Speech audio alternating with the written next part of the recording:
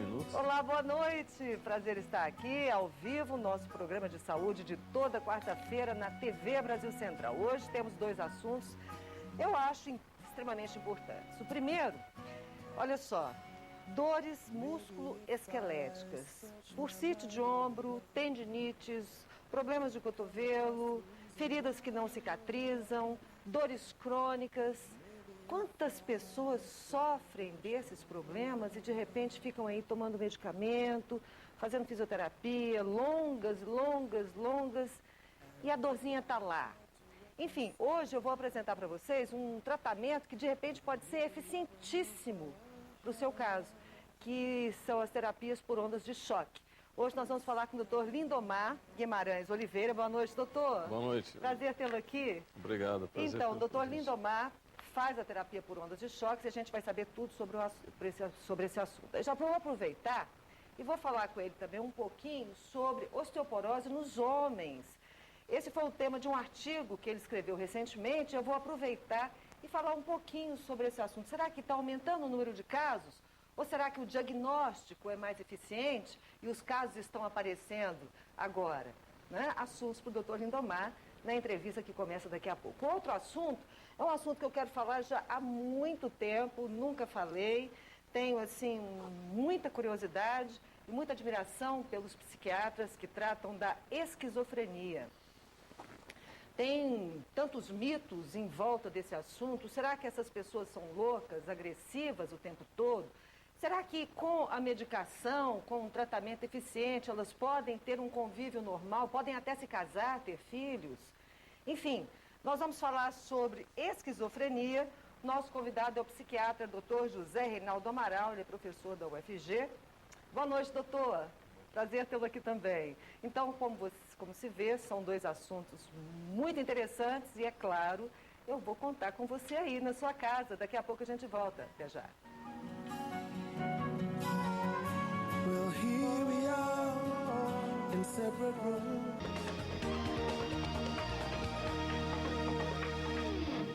O Laboratório Núcleo é mais do que um centro avançado de medicina laboratorial. Núcleo é um conceito máximo em qualidade. Especializado em dosagens hormonais, possui 23 anos de comprovada experiência e alta tecnologia, garantindo rapidez e confiabilidade. Núcleo faz a diferença. 12 filiais, coleta domiciliar e resultados via internet. Tudo para seu conforto e bem-estar. Laboratório Núcleo, cuidando de você. 3223-5000.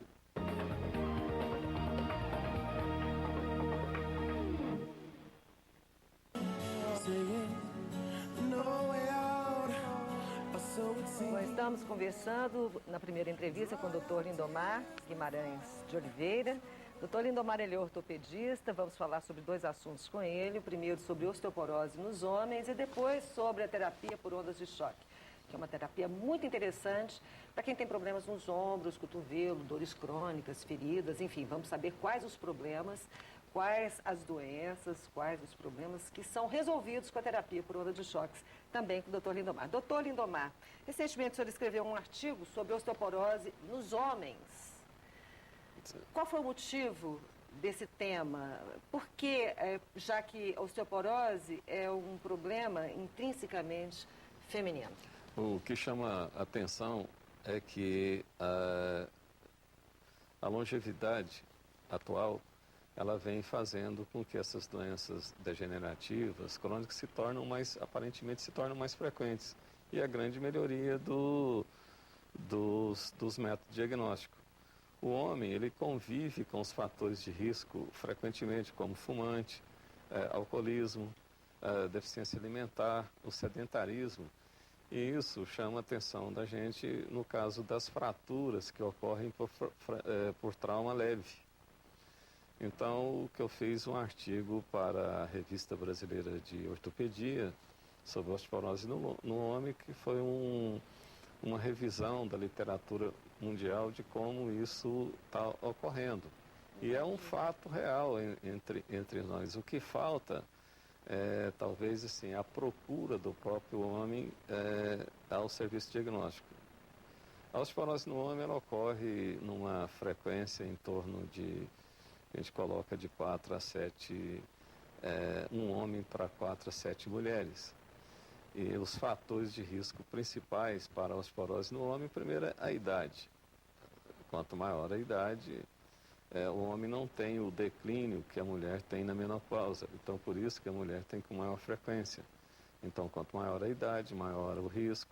A mulher começa um pouco mais jovem, né? A mulher começa mais jovem. E o homem, o senhor acha que, então, a partir de que idade ele deve começar a pensar numa dessintometria óssea? Então, eu estava te dizendo, depende da incidência dos fatores de risco que ele tem com ele. Por exemplo, o indivíduo fumante, sedentário, o alcoolismo. O que a gente define como alcoolismo? É o uso diário por exemplo, de uma garrafa de cerveja, de um copo de vinho, de uma dose do uso diário, né? Disso já pode ser definido. Então, você junta todos os fatores de risco, história familiar, a fratura por trauma leve. Então, quanto mais fatores de risco você reúne, baixo peso desde a infância, adolescência, esses fatores de risco, independente da idade, eles podem ser um indicativo já de se procurar o médico para orientação. Não que seja diretamente o exame de densitometria, mas procurar o médico para orientação do caso, né? E esse tipo de homem que faz o futebolzinho ali no sábado, no domingo, e fala, não, eu faço atividade física do sábado, domingo.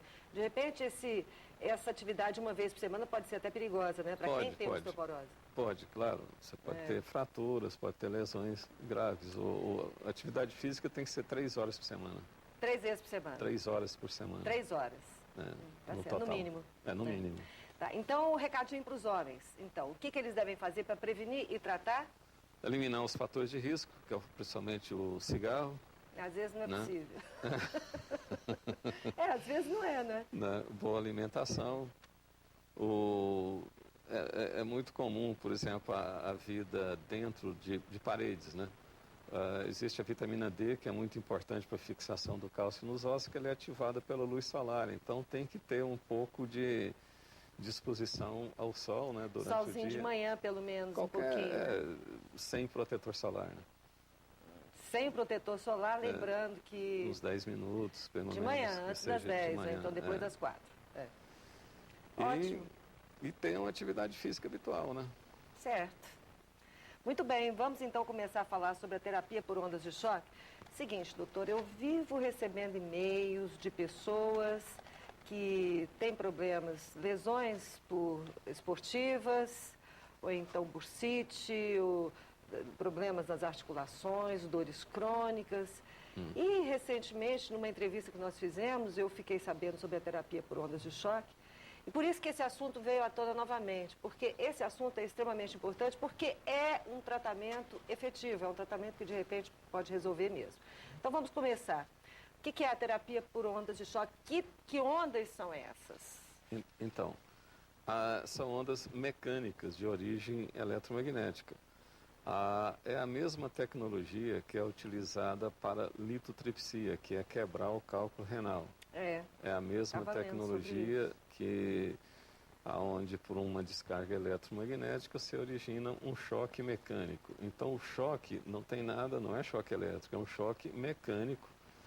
Um exemplo disso na prática por exemplo, você tem uma explosão à distância, se a sua casa treme, é a onda de choque que veio pelo chão. Não, um exemplo que todo mundo vai reconhecer. Você está no sinal para um famigerado do lado, um som com batistaca. Som no mais alto volume. Então, o som batistaca, né? Você faz seu carro tremer. Vibrando. Então, aquilo é a onda de choque.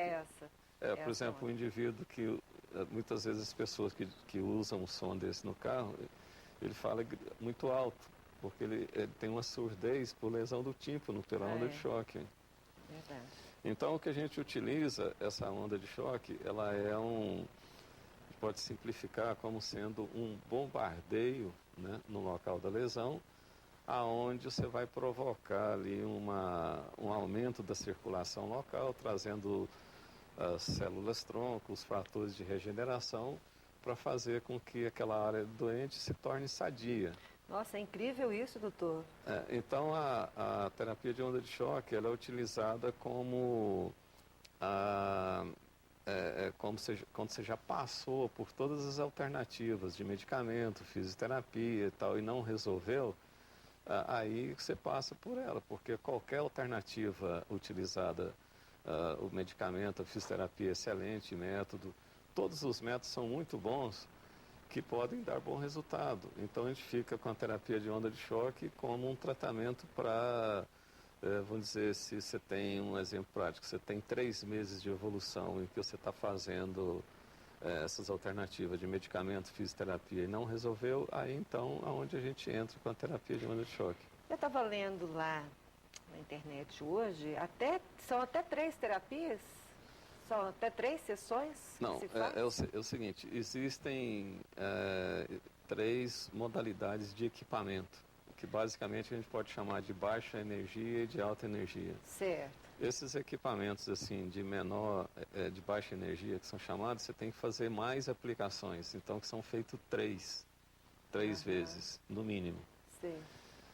Os equipamentos de alta energia, que é o que eu utilizo, a maioria das vezes você resolve com uma aplicação. Uma sessão. Mas é o seguinte, é um tratamento, não é uma sessão. Você tem toda uma rotina, você tem que ter um repouso após o tratamento de uma semana. Certo. Aí inicia com fisioterapia, o acompanhamento, todo. Entendi. Tem toda uma rotina de Entendi. segmento. Né? Então tá, indicações. Para que serve a terapia por onda de choque? A gente utiliza principalmente para as tendinites e bursites do ombro, a epicondilite lateral do cotovelo, por exemplo, a tendinite do tendão patelar, Tendão patelar são no joelho, né? joelho. Do joelho, principalmente em atleta, que tem as tendinites crônicas do tendão de Aquiles, o esporão de calcânio, que é o nome popular da fascite plantar. É aquele que dói quando a pessoa pisa? Quando pisa. Nossa, e a dizem que é tendinite horrível crônica do isso. calcânio é aquela que impede de você usar o calçado, onde fica o apoio do sapato. Né? E normalmente alguns corredores têm Que isso. podem ter esse tipo de Desenvolvem esse problema. A gente problema. usa também em retardo de consolidação de fratura.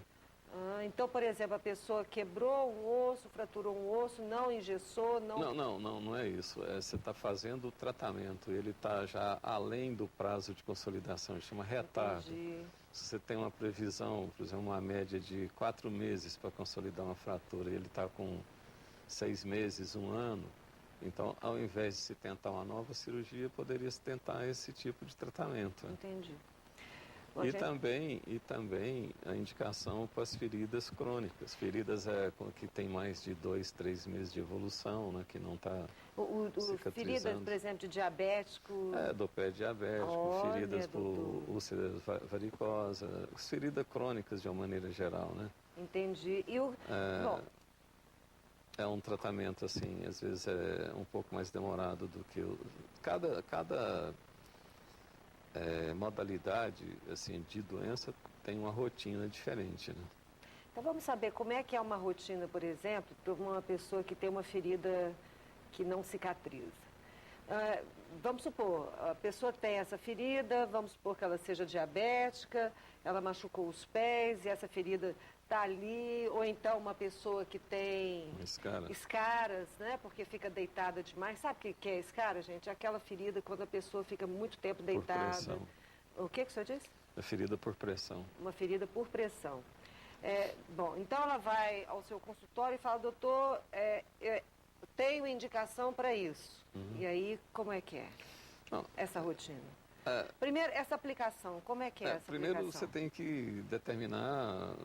Primeiro tem que ter o exame médico. Né? Não, fez assim, tudo, nos conformes. Tudo, aí chegou a essa Normalmente a gente conclusão. faz uma aplicação seriada de 15 em 15 dias, pode levar 3 a 4 meses, dependendo do tipo da ferida em tratamento. Entendi. Além do tratamento da onda de choque, é feito o tratamento curativo que ela já vem fazendo normalmente. Certo, mas, por exemplo, para fazer essa terapia por onda de choque, aí a ferida está lá e como é que que funciona? Como é que é o aparelho?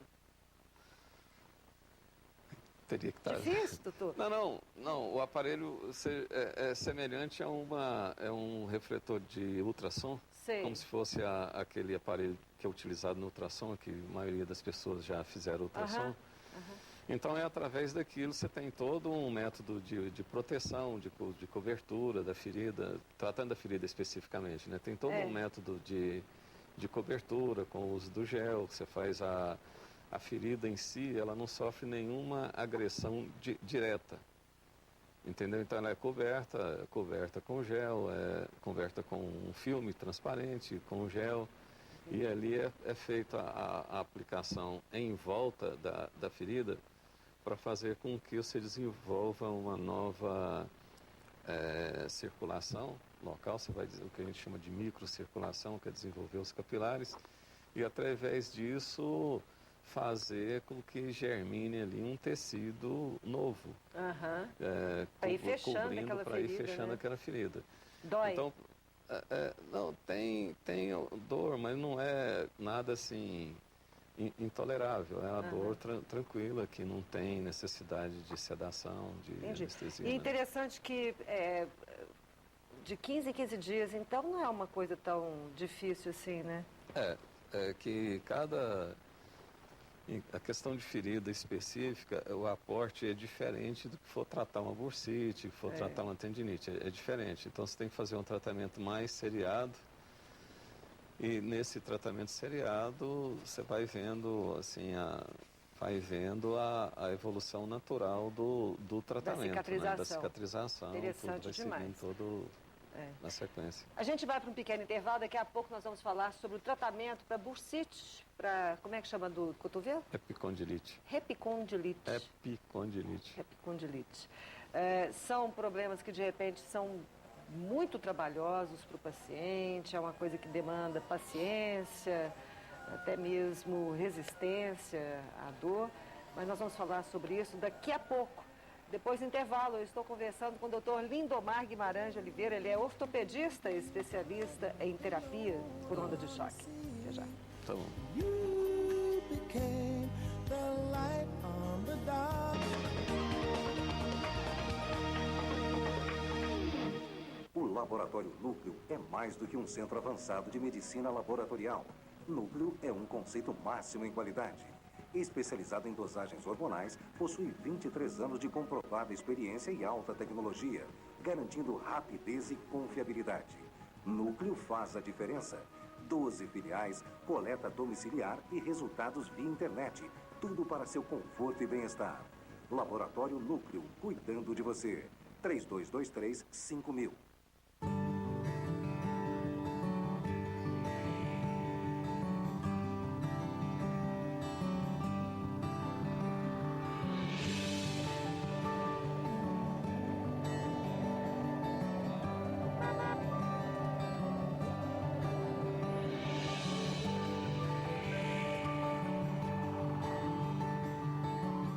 A generosidade no trânsito é um gesto contagiante capaz de criar uma grande corrente do bem.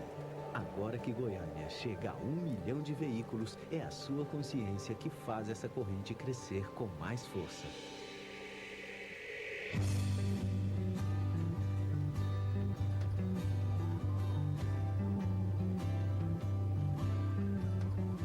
Um milhão de veículos, 1 milhão de amigos, 1 milhão de chances de fazer o bem. É o governo de Goiás promovendo a paz no trânsito através do Detran.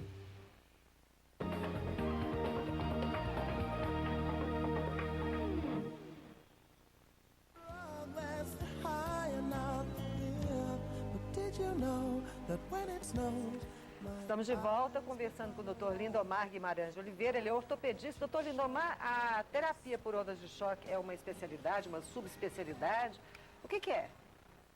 É um método de tratamento.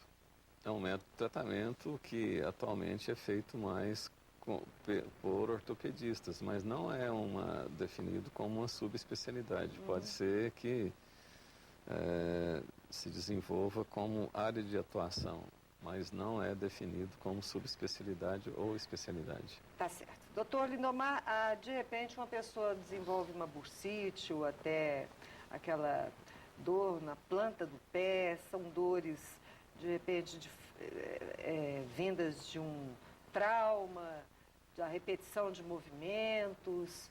Mas são dores que se cronificam ali, a pessoa trata e ela não sai, não vai embora, incomoda muito o tempo todo. Como é que a terapia por ondas de choque atua numa lesão, por exemplo, das articulações ali na junção dos ossos? Coisas de tratamentos, assim, medicações não resolvem, a fisioterapia não resolve. Como é que esse choque, essa onda vem aqui e de repente trabalha no sentido de melhorar a inflamação e a dor? Então, como eu te disse, a onda de choque é um choque mecânico. É um choque mecânico que impacta por sobre a pele, dirigido à estrutura afetada. Você citou no ombro. O que a gente trata no ombro? A tendinose, a tendinite crônica ou as bursite com as calcificações. Como é que atua? Esse bombardeio ali direto em cima, tudo é programado, o número de choques de bombardeio que você faz, o tempo, tudo isso é programado, né? Então a finalidade é criar uma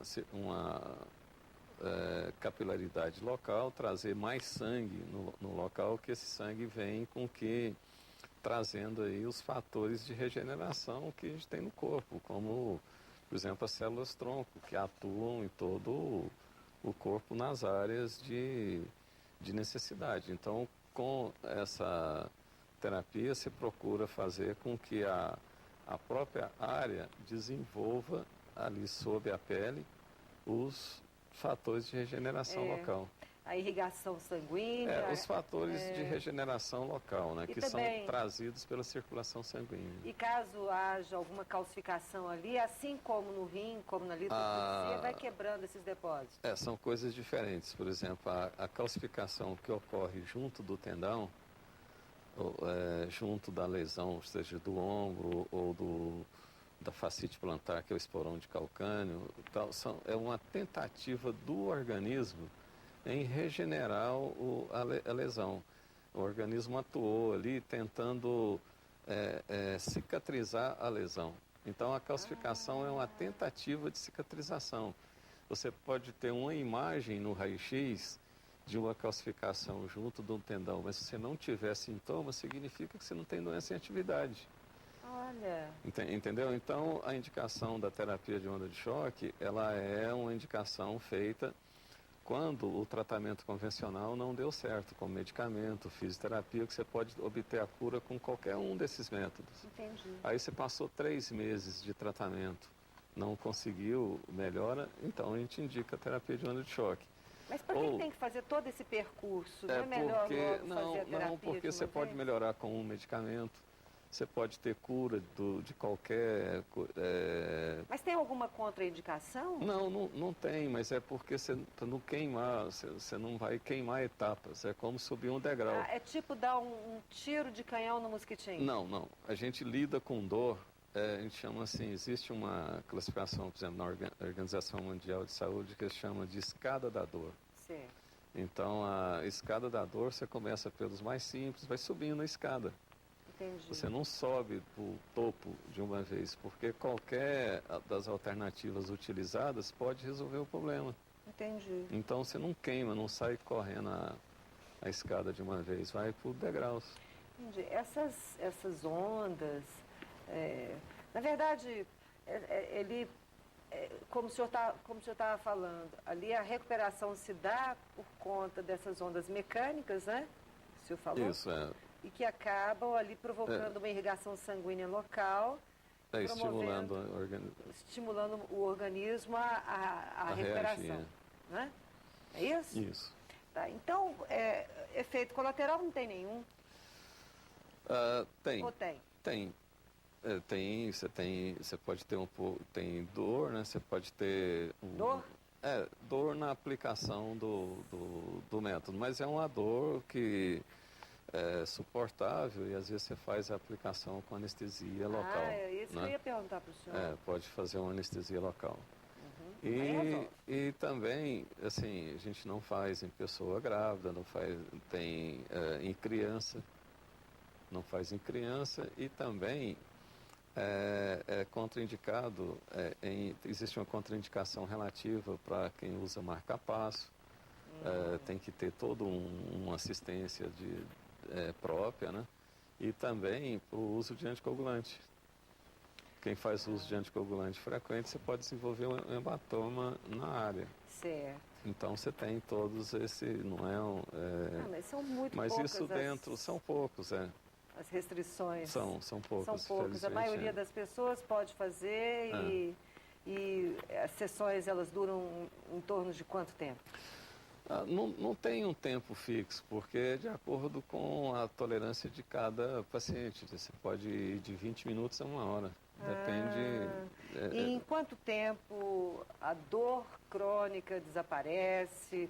Ou esses incômodos das tendinites? Em medicina não existe solução milagrosa.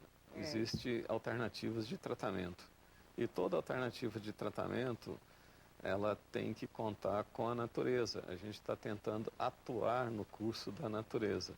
Então, o tempo, ele é variável. Ele pode ir de 1 mês a 6 meses, tanto que a gente dá alta do tratamento em 6 meses. Nesse período, você tem toda a observação, o atendimento de consultas. Não é um método de tratamento que você tem, assim, como prometer que o alívio é imediatamente após. Mas chega o alívio, né? É claro, eu acho que é um custo-benefício muito bom. Posso imaginar, olha só, eu estava vendo, essa é uma terapia que não tem ali tanto, sei o quê, 30 anos, quando foi descoberta para Não, a quebra de cálculo renal? A terapia de onda de choque, ela foi descoberta durante a guerra, 1940, 44, quando, principalmente em submarinos, quando explodiam as bombas junto do submarino, e morriam lá dentro os marinheiros, forte, sadio, morriam dentro do submarino. Então, na necrópsia desses marinheiros, via que os pulmões tinham explodido. Então, pela onda de choque das bombas que explodiam ao lado, que transmitia através da parede. E também nos marinheiros que chamam sapadores, que são os que distribuíam minas dentro d'água. E eles nadavam, tudo pessoas fortes, nadavam de volta à praia e os que chegavam depois da explosão chegavam mortos, porque arrebentava pela onda de choque das bombas. E a partir daí que foi sendo, na Alemanha, foi sendo estudado a causa dessa transmissão da onda de choque, se criou o equipamento para o cálculo renal. Que se chama litotripsia. Que se chama litotripsia. E aí, em ortopedia, a gente pode chamar de ortotripsia. Que é o tratamento dessas afecções crônicas musculoesqueléticas pela onda de choque. Muito bem. Eu bom. Conversei com o Dr. Lindomar Guimarães de Oliveira, ele é ortopedista e faz a terapia por ondas de choque, que é uma terapia muito interessante, é um tratamento, é uma alternativa de tratamento muito interessante para quem tem dores crônicas, para quem tem bursites, doutor? Para quem tem problemas no cotovelo. Epicondilite. Epicondilite. Para quem tem aquele do pé. Esporão de calcânio. Esporão de calcânio. O que mais, doutor? Tendinite crônica do tendão de Aquiles. Do tendão de Aquiles, dos joelhos. Tendinite do tendão patelar. Exatamente. Traumas também por esporte. Bursite do quadril. Bursite do quadril. Enfim, só quem tem sabe o incômodo que é. Essa é uma terapia muito interessante, eu quero me aprofundar um pouco mais nesse tema. Domingo a gente está no Diário da Manhã, vou me aprofundar um pouco mais. A partir de agora mesmo, o doutor Lindomar está no nosso site, se você perdeu a entrevista, a parte da entrevista, vá lá. E o que a gente puder ir falando, né, doutor, e ajudando as pessoas, a gente vai fazendo. Existe um site que pode ser buscado informação, que é a Sociedade Brasileira de Terapia de Onda de Choque. Sociedade Brasileira de Terapia por Ondas de Choque. SBTOC. SBTOC. www.sbtoc.com.br. Isso. Então tá. Domingo a gente se vê no Diário da Manhã. Tá bom, doutor? Até mais. A gente volta daqui a pouquinho com o doutor Zé Reinaldo falando sobre esquizofrenia. Até já. Now that your rose is in bloom.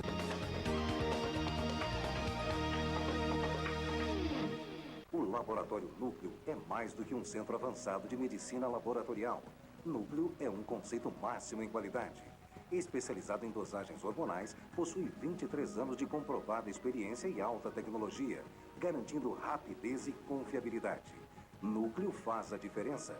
12 filiais, coleta domiciliar e resultados via internet. Tudo para seu conforto e bem-estar. Laboratório Núcleo, cuidando de você. 3223-5000. O Laboratório Núcleo é mais do que um centro avançado de medicina laboratorial.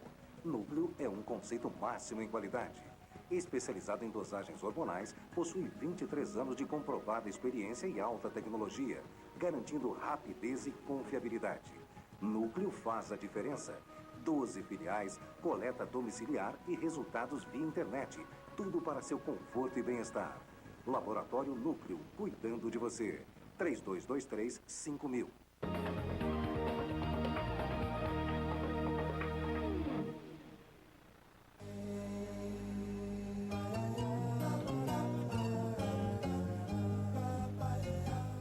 Você já fez seu check-up agora, recentemente? Quanto tempo que você não mede suas taxas? Que você não dá uma geral, está na hora. Então, a sugestão é que você vá ao seu médico, pegue todos os pedidos de exame e corra para o núcleo. Porque o laboratório núcleo é o laboratório mais preparado para receber o seu exame de análises clínicas. Ali tem rapidez, eficiência, a parte de maquinário é maravilhosa. Todo mês eles estão adquirindo máquinas novas, as pessoas nem colocam mais a mão no material que está sendo analisado, é tudo automatizado. O núcleo é o laboratório que cresce, que mais cresce aqui em Goiás e que mais paga imposto também. É um laboratório muito interessante e eu sugiro que você faça os seus exames lá, assim como eu e toda a minha família. Um beijo, doutor Cid, que está sempre aqui, né, Heloísa, aos meninos, e Sirion, Thaís, que estão lá na direção. Um beijo para vocês. Agora eu converso com o doutor José Reinaldo Amaral, ele é psiquiatra. O assunto é esquizofrenia. Boa noite, doutor. Boa noite. De novo.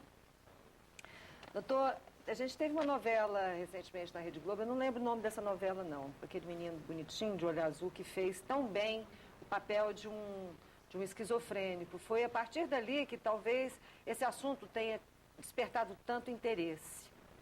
Até mesmo porque é tão impressionante a gente ter mais ou menos a impressão do que sente um esquizofrênico, aquelas alucinações, aquela coisa de perseguição, agressividade. Então, tudo isso eu gostaria de falar com o senhor hoje, até para a gente desmistificar um pouco essa doença, que de repente não é assim tão difícil quanto a gente pensa. Vamos começar então definindo o que é a esquizofrenia. A esquizofrenia é, sim, um transtorno mental importante, tem uma gravidade significativa pelo fato de se iniciar na adolescência, ter uma evolução crônica, acompanha a pessoa a vida toda e causa um importante prejuízo funcional, causa um importante prejuízo nas relações, no funcionamento da pessoa de um modo geral. No seu funcionamento familiar, no seu funcionamento social, no seu funcionamento ocupacional. Então, há um prejuízo global da pessoa e tem uma evolução crônica. Então, trata-se de um transtorno grave. É uma psicose? A expressão psicose, ela significa o comprometimento do julgamento da realidade, do enfrentamento, do adequado enfrentamento da realidade, das coisas que nos cercam. O transtorno esquizofrênico é um transtorno psicótico, sim. É o protótipo dos transtornos esquizofrênicos. Porque crônico, porque arrastado e porque relativamente prevalente na sociedade. 1% da população tem um transtorno. 1%. Eu estava vendo. O senhor falou que tem início na adolescência. Como é que são os primeiros sinais de uma pessoa que está desenvolvendo aí essa doença? Na verdade, já na infância, na adolescência, a pessoa tem algum prejuízo funcional, mas isso não é detectável. O transtorno ele aparece na adolescência quando os sintomas se apresentam. Esses sintomas podem se apresentar de duas maneiras. Ou de uma forma aguda, abrupta, inesperada, de um dia para o outro. Tipo, a manifestação mesmo da doença. Ele dormiu bem e acordou com uma sintomatologia importante, ouvindo vozes, se sentindo perseguido, etc, etc. Ou pode ter uma evolução insidiosa, aquela pessoa que aos poucos vai se esvaziando, se afastando dos amigos, se afastando das relações, sendo negligente no trabalho, se esvaziando, se ensimesmando, se descomprometendo do ambiente. Então, as duas formas de instalação são possíveis, tanto a insidiosa como a de forma abrupta. Uhum. A origem dessa doença, de onde ela vem? A esquizofrenia é um transtorno multifatorial. Ela depende de uma predisposição genética, mas depende de fatores ambientais para que haja a expressão desses genes. Uma série de fatores tem sido identificados.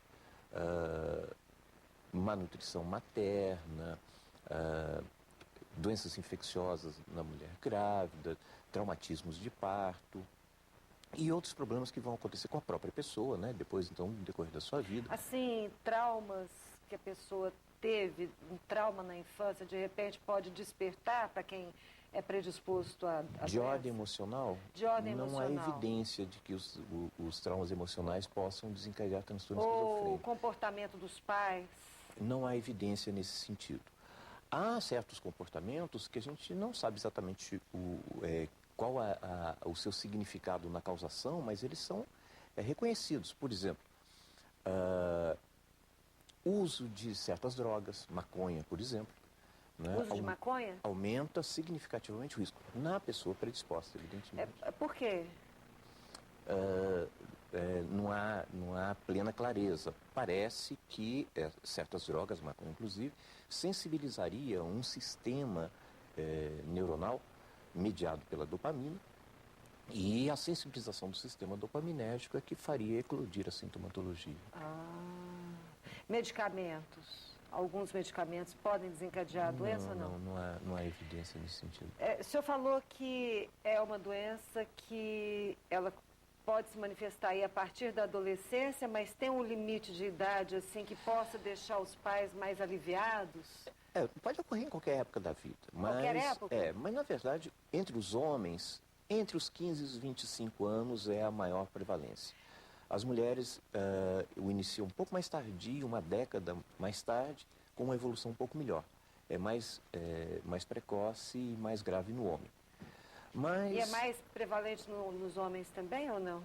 A prevalência é quase a mesma, mas iniciando-se mais cedo e sendo mais grave no homem. Tá certo. Doutor, eu estava conversando com o senhor a respeito de pessoas que de repente são taxadas de loucas, porque têm esquizofrenia. Essa doença ela é em volta de alguns mitos. O que não é esquizofrenia? Quem não é esquizofrênico? Na verdade, ninguém é esquizofrênico, porque a esquizofrenia não é um modo de ser. Né? Não é algo que a pessoa ela adquire. Mas ela vai ter para o resto da vida? Sim, ela adquire e ela vai ter pelo resto da vida. Mas é um transtorno mental delimitado dos outros. Esquizofrenia não tem nada a ver com os transtornos de ansiedade, não tem nada a ver com os transtornos depressivos, o transtorno bipolar. Não. São condições clínicas diferentes. Né? São condições. E o que sente o esquizofrênico? Ele particularmente não sente nada, porque ele não se dá conta do estado de adoecer. Ele dissocia o eu da pessoa que mora nele. Como é que é isso? Ele manifesta uma série de sintomas. E esses sintomas, eles são extremamente variados. São sintomas múltiplos em domínios múltiplos. Muitos esquizofrênicos ouvem vozes. Muitos esquizofrênicos não ouvem. Muitos esquizofrênicos se sentem perseguidos. Muitos não se sentem. Muitos têm comportamento desorganizado. Outros não. Então, não existe nenhum sintoma que tem que estar presente para caracterizar a esquizofrenia. Existem vários sintomas de domínios diferentes, uns aparecem, outros não, e é bastante pleomorfa a sintomatologia na esquizofrenia. A diferença de um sintoma em uma pessoa do que em outra em decorrência do estilo dessa pessoa? É aleatório. E aí, com relação à violência, porque o que a gente ouve falar é que uma pessoa numa crise de esquizofrenia, ela fica muito violenta, ela pode, como ela não tem, parece que ela não tem um desenvolvimento muito ali da afeição, não sei, até pessoas muito próximas, ela agride, ela não reconhece? Vamos falar um pouquinho sobre isso? Não há uma relação positiva entre esquizofrenia e violência, não. O paciente esquizofrênico, ele com relativa frequência, ele fica agitado. Se mostrando agitado, ele pode até ocorrer a agressividade. Mas não é uma característica, não é uma coisa habitual no doente esquizofrênico. Há estatísticas que mostram, por exemplo, que quando ele fica agressivo, o que não é frequente, a agressividade geralmente é autodirigida. Há 100 vezes mais o risco da pessoa ser agredida do que agredir os outros. O problema é que o comportamento do paciente que está agitado é um comportamento desorganizado. E por que desorganizado? Um comportamento imprevisível. Você não sabe qual é a possibilidade da ação da pessoa. Então você tem dificuldade de se prevenir para esse tipo de ação. Não é? Mas não que a agressividade seja uma característica, a violência seja uma característica, não é. Pode ocorrer. Como é que ele lida com a afeição? Na verdade, o que acontece com o esquizofrênico não é a sua incapacidade de sentir afeto. O problema dele é a sua incapacidade de compartilhar afeto com as pessoas. Então ele se mostra isolado, desinteressado, descomprometido desse mundo, do mundo que é o mundo de todo mundo. Para ele, esse mundo não tem muita importância. É o seu mundo interno, é ali que ele vivencia. Ele chega a ficar dividido, doutor? Isso pode ocorrer. Com culpa, momentos de extrema lucidez e momentos de alucinação, se alternando? Não há. A culpa é um sintoma tipicamente depressivo, né? Mas a depressão acompanha a esquizofrenia ou não? Há quem defenda a ideia de que sintomas depressivos estão associados, né, dentro de uma dimensão afetiva da sintomatologia esquizofrênica. Eu sou daqueles que têm um pouco de dificuldade de reconhecer isso. O paciente esquizofrênico não experimenta culpa porque ele não tem insight, ele não reconhece a natureza doentia do seu sintoma. Então ele não experimenta culpa, né, por isso. Tem tipos diferentes de esquizofrenia? Sim. Se a sintomatologia ela é mais tipicamente de distorção da realidade, com alucinações, ouvindo vozes, delírios, se sentindo perseguido, se sentindo grandioso, esse é o tipo paranoide da esquizofrenia. É o mais comum? Não é o mais comum. Ele é bastante prevalente, mas não é o mais comum. Talvez ele seja tão frequente como uma forma de TB frênica ou desorganizada, onde a pessoa tem um comportamento bastante desorganizado, um comportamento bizarro, uma fala desorganizada, não fala coisa com coisa. Talvez sejam as duas formas mais frequentes, mais prevalentes na atualidade. Existe uma forma mais psicomotora, que é a forma catatônica, uma forma de mais esvaziamento afetivo, a forma simples. São várias as formas. Entendi. A família sofre, né? Sofre. Sofre até mesmo, eu me lembro, eu achei que aquele folhetim, aquela novela que abordou a esquizofrenia foi muito interessante. O senhor não acompanhou, foi muito interessante porque deu a oportunidade da sociedade entender um pouco mais o assunto e até do ponto de vista familiar, do ponto de vista do paciente. E ali se mostrou muito também a questão da dificuldade de aceitação da mãe na doença do menino, e com isso foi protelando o tratamento e todo aquele sofrimento sendo exposto e no diário, na rotina, no dia a dia. É realmente verdade isso? Existe uma dificuldade de aceitação da doença, doutor? Existe porque, bom, de um modo genérico, o transtorno mental é encarado pela sociedade como uma fraqueza de espírito, o que não tem nada a ver, né? Mas as pessoas entendem como uma fraqueza de espírito e tentam minimizar isso, tentam esconder o problema. Né? Bom, mas o fato é que, no caso da esquizofrenia, porque os sintomas são importantemente desorganizados, isso causa um rebuliço, uma desorganização muito grande na harmonia familiar. Né? O ambiente, o núcleo familiar fica muito comprometido. As relações se dão de uma forma... Né? Posso imaginar. Então, isso causa um prejuízo muito grande, com repercussão para todos os familiares, que passam a experimentar uma tensão muito grande, que nós chamamos de emoção expressa, uma tensão muito grande diante do comportamento da pessoa. Se eu, se você, se qualquer pessoa tiver um dia um pouco mais irritado, um pouco mais... ninguém vai se preocupar. Mas se num pequeno acidente, um esquizofrênico deixa cair um copo da mão ou fica um pouquinho mais irritado, parece que ali está começando uma crise. Né? E essas crises, elas, enfim, se a pessoa não é tratada, elas são frequentes. E cada vez mais graves. É fundamental na esquizofrenia a detecção precoce do problema e a instituição de uma terapêutica, que vai ser provavelmente para o resto da vida. Entendi. A detecção é como? Através da identificação desses sintomas. Quer dizer, identificados sintomas de comportamento desadaptativo, de comportamento inadequado no ambiente, deve procurar o especialista para que ele, então, possa reconhecer, trata-se ali de um quadro esquizofrênico ou de um outro transtorno qualquer. E o diagnóstico sempre é a história do paciente? O diagnóstico é clínico, eminentemente clínico. É sempre clínico. Eminentemente. E a partir daí, o tratamento medicamentoso. O que se tem de drogas interessantes, se existe, por exemplo, uma evolução no sentido de hoje a pessoa poder fazer um tratamento com drogas mais ágeis e menos danosas?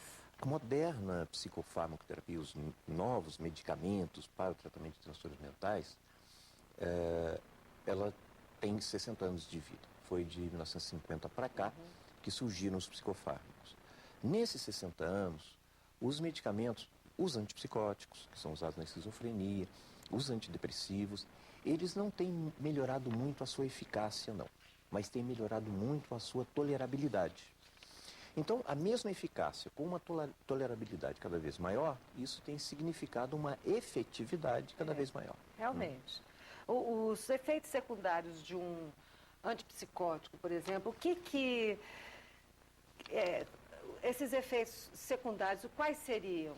Já foram extremamente desagradáveis, né? Porque os medicamentos eram extremamente sedativos, eles causavam alterações motoras. É como se a pessoa ficasse dopada o tempo todo. Sim, e havia alterações motoras, a pessoa tinha um comportamento motor semelhante àquele da doença de Parkinson. Olha né? só, o chamado os parkinsonismo. tremores, Isso. E até paralisia. Não havia uma paralisia, assim? havia uma hipertonia muscular, a pessoa ficava naquela... tensa. Né? E que era chamado de parkinsonismo. E a fala também? Sim, a fala ficava dificultada. Mas esses sintomas têm desaparecido na medida que os novos medicamentos estão se mostrando cada vez mais toleráveis. Não estão isentos de efeito colateral. Aliás, não existe nenhum medicamento que não tenha efeito colateral. Né? Ainda tem problemas de ordem metabólica, eles aumentam o apetite, eles interferem com uma série de sintomas. E aquela inquietação também, ou não? A inquietação era mais comum naqueles medicamentos mais antigos, lá da faixa dos 50 a 80. Doutora, a esquizofrenia, ela significa uma baixa da produção de dopamina, serotonina e noradrenalina, é isso? É uma situação complexa. O que a gente sabe hoje o conhecimento partiu da noção de que todo antipsicótico, todo medicamento que atua na esquizofrenia, bloqueia a dopamina. Então, o sistema dopaminérgico está envolvido, a dopamina está envolvida, mas parece que secundariamente. É um sistema complexo, há uma diminuição da atividade da dopamina no lobo frontal, a hipofrontalidade, com um excesso de atividade da própria dopamina no lobo temporal. Olha só. Então é esse descompasso que causa, seja sintomas que nós chamamos negativos, de esvaziamento da pessoa, seja sintomas positivos, que são esses, delírios, alucinações, etc. E, na verdade, quando se toma um medicamento, existe aí uma regulação. O medicamento, ele visa, basicamente, bloquear a dopamina. Então, ele melhora aqueles sintomas, tipo delírio, alucinação, esses sintomas que causam muito prejuízo. Entendi. Aquele sintoma de esvaziamento, os medicamentos não são eficazes. Não são eficazes. O que acontece quando, vamos supor que a pessoa tem as crises, aí ela começa a fazer o tratamento, toma a medicação, agora eu já estou bom, então eu vou diminuir a dose, ou então eu vou parar de tomar, põe tudo a perder? Sim, ou não? A melhor dose para manutenção é a dose que tira o paciente da crise. Então, reduzir a dose não é uma boa. Porque tem gente que acha que pode se analisar, né? No tratamento da Fazer crise... pesquisas. Eu conheço uma pessoa assim, a mamãe. Vou fazer um teste, vou diminuir aqui. A gente já faz o esforço para, na crise, usar a menor dose possível, Sei. por conta dos efeitos colaterais. Mas Porque, estabelecida essa olha, dose, ela vai ser mantida. Porque eu estava vendo, mesmo o senhor falando aí da questão dos efeitos colaterais, a pessoa conviver com isso também é desagradável, né? É muito desagradável. O paciente não se sente doente, ter que tomar um remédio que causa efeito colateral. É terrível. É difícil, é complicado. Ele precisa ser constantemente estimulado, ele precisa ser educado para a necessidade do seu tratamento. Né? E como é que a família deve agir com uma pessoa dentro de casa que tem portadora da esquizofrenia? Porque agora há pouco o senhor falou o seguinte, que uma pessoa que não tem problema nenhum deixar cair um copo é um acidente. Agora, uma pessoa que tem esquizofrenia deixar cair um copo, nossa, já começou a crise. Então, assim, de repente, os familiares, sem querer, eles têm uma atitude diferente com o portador da esquizofrenia. Como é que o senhor acha que deve ser o comportamento ideal da família, dos pais, dos irmãos, da mulher? Porque eles podem se casar e constituir família também, não pode?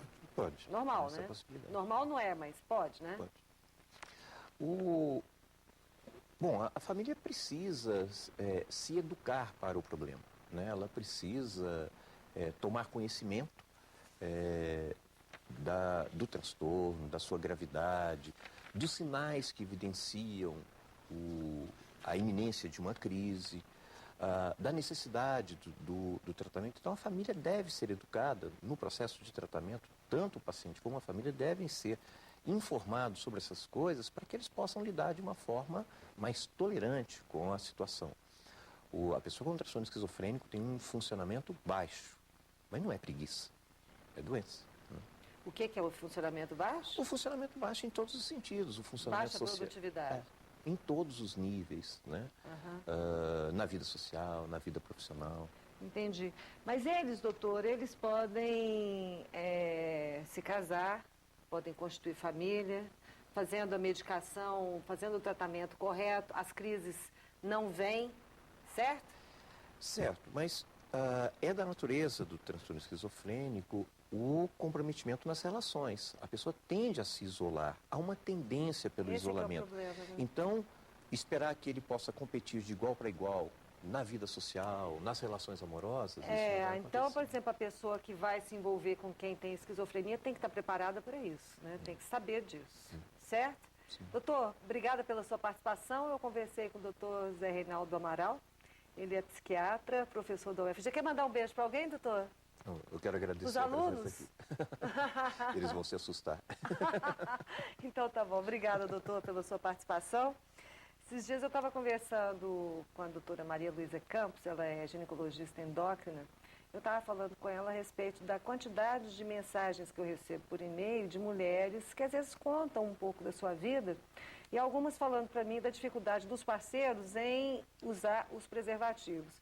E que muitas ficam até refém dessa relação porque elas não conseguem se impor, acabam tendo atividade sexual sem o preservativo e depois vem a culpa, porque nos dias de hoje realmente se você não tem uma relação que é absolutamente confiável, não cabe essa falta de cuidado, porque nós estamos numa fase, numa era de absoluta facilidade de comunicação, de expressão e até de atitudes, né? Então, eu fui procurar nas drogarias a respeito da camisinha feminina e não achei, porque embora os preservativos já estejam aí, parece que com 18, 19 anos, são poucas as mulheres que conhecem os preservativos femininos.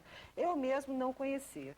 Aí a doutora Maria Luísa escreveu para um site que se chama www.semina.com.br. Lá você pode pedir as camisinhas femininas se você quiser. Também tem os postos do SUS, também que distribuem gratuitamente. E a Maria Luísa mandou essa para a gente conhecer, porque eu também não conhecia. Achei muito, muito doido. Olha aqui, o doutor Lindomar falou que parece um diafragma. Né, doutor? Parece um diafragma, mas olha, gente, mas é uma coisa que confere para a gente um pouco mais de autoridade na relação. Se eles não querem usar, nós usamos. Então é legal que a gente tenha na bolsa uma camisinha feminina e que ali, você sabe, a gente dividir com eles a responsabilidade da proteção de uma gravidez indesejada, da transmissão de uma doença sexualmente, né, de uma doença venérea, alguma coisa assim. Tá aqui. Essa é a camisinha, ela não é muito bonita, né? Imagino que para você colocar, você tem que colocar, né, o dedo e colocar para dentro. Não é muito fácil, mas é uma alternativa. É uma alternativa e, assim, o que interessa mesmo é que a gente tenha essa autonomia, que a gente tenha essa proteção. www.semina.com.br é o site que a doutora Maria Luísa Campos pediu para a gente, de repente, colocar lá no nosso computador e fazer o pedido por lá. Obrigada. Domingo a gente se vê no Diário da Manhã. O doutor Zé Reinaldo e o doutor Lindomar vão estar lá. E eu, mais uma vez, vou estar lá me comunicando com você. Quarta-feira que vem a gente está aqui com mais alguns temas interessantes para a sua saúde. Beijo grande, boa semana. Boa noite, doutor. Boa noite, doutor Lindomar. Tchau, tchau a vocês do estúdio. Obrigada pela ajuda de vocês, pela equipe. 10. Até a próxima semana. Tchau. Tower alone on the sea.